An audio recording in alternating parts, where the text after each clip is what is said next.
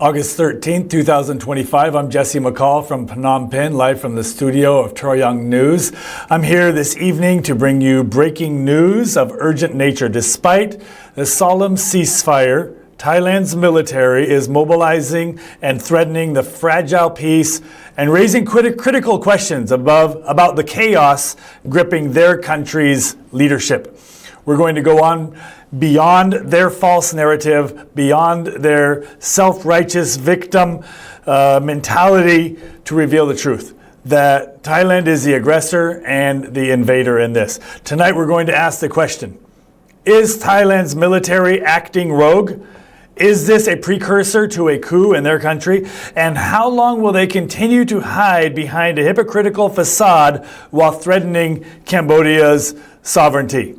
So tonight, breaking news, Thai troops amass at the Thai-Cambodian border for a possible night or early morning attack. We've just received information from multiple sources that there are Thai troops and heavy military equipment amassing at the Thai-Cambodian border tonight on the 13th of August, possibly for a preparation of an attack tonight or early tomorrow morning.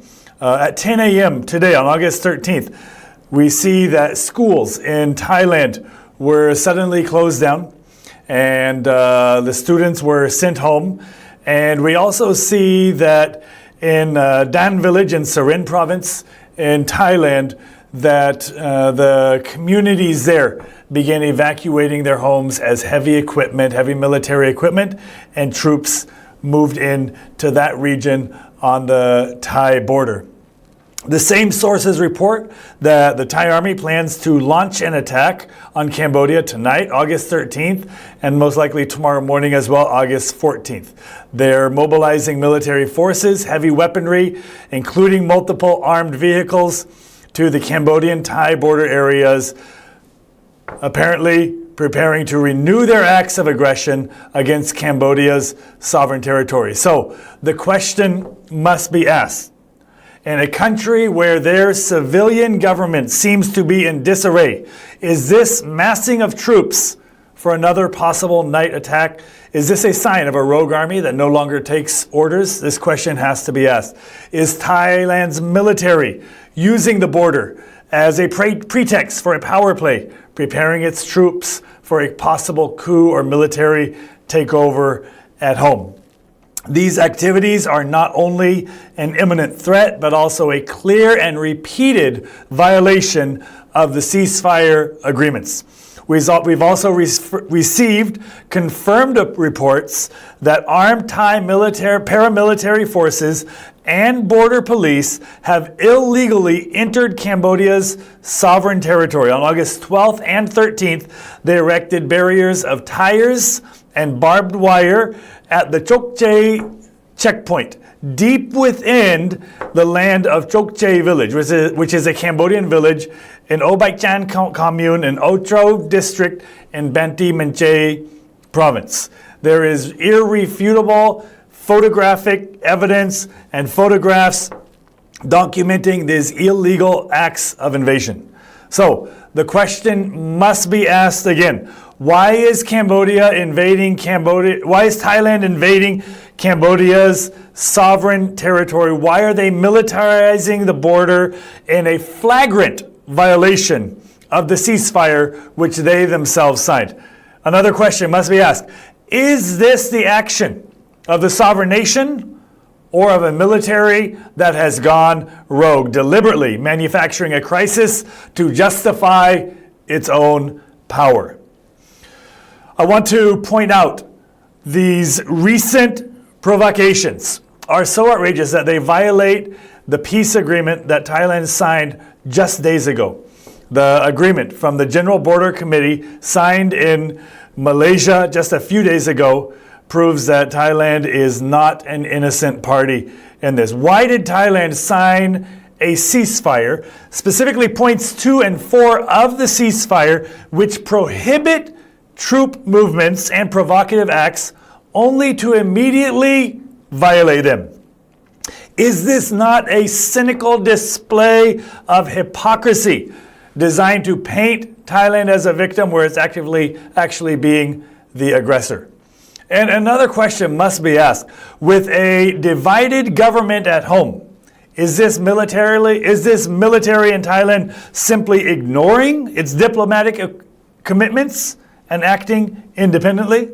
These are questions that must be asked. I want to point out that Cambodia, by contrast, we are not playing games. Our government in Cambodia has officially reported these violations to the United Nations. The Minister of Foreign Affairs has sent letters to both the United Nations Security Council and the United Nations Secretary General exposing Thailand's bad faith in not respecting the ceasefire agreement. So the question again is, why does Cambodia pursue legal and diplomatic paths, and why at the same time is Thailand choosing a path of military aggression, which is creating international scorn?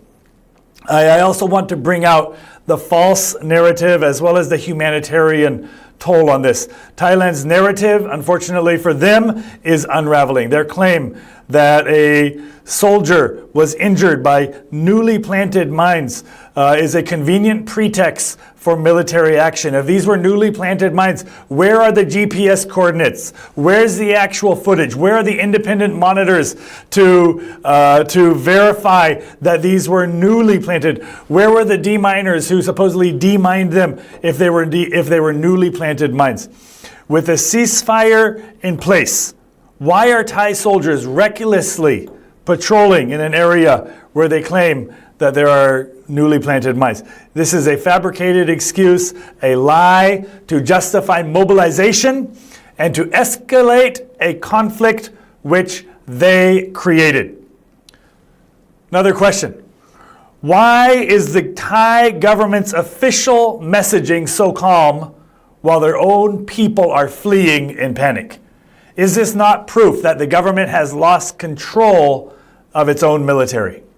There's compelling photos from Thai PBS News depicting the human cost of this. We can see schools closed, families in Thai communities near the borders loading their belongings on trucks. The Thai government claims that the situation is well managed and everything is under control, yet its own citizens are evacuating. So a question must be asked again. Is Thailand's military so reckless that they are causing their own people to panic and abandon their homes? Another question that must be asked, how can the international community trust a government whose official narrative is so clearly contradicted by the desperate actions of its own citizen? Their government saying everything is under control and everything's resuming to normal, but at the same time their schools are being closed down midday in the middle of school sessions and heavy military equipment moving into the regions along the border from the Thai side. Why is Thailand the only party amongst these two parties that is taking provocative military action and manufacturing a humanitarian crisis? I want to remind you that the August 7th agreement mandated an ASEAN observer team on the Thai side. Why is Thailand taking so long to grant them site access? What evidence of Thailand's aggression are they so desperate to hide that they're taking so long to allow the ASEAN observer teams to visit those areas? I want to remind you that the international community, the Cambodian people, are watching. Cambodia has chosen peace and the rule of law. We have chosen diplomacy from day one.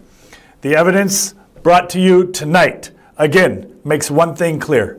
Thailand's actions prove that they have chosen a path of military adventurism, invasion, and lies. And we will continue to follow this story more closely, and I want to remind you and thank you, peace-loving citizens all around the world. We here in Cambodia, we appreciate your support. We appreciate your vouching for peace just as we are. And we're all hoping that this conflict will end soon and that we can all get back to life as normal. Thank you, peace-loving friends around the world, wherever you may be. And we'll bring you more updates and more developing stories here shortly. Signing off from Phnom Penh, I'm Jesse McCall from the studio of Troy Young News. We'll talk to you again soon. จุ่มแบบเลี้ยวแล้วนะบอกว่าองค์อักขี้เนยยืนหนึ่งจุบขี้เนยขึ้นหลังเปลชับขันหมก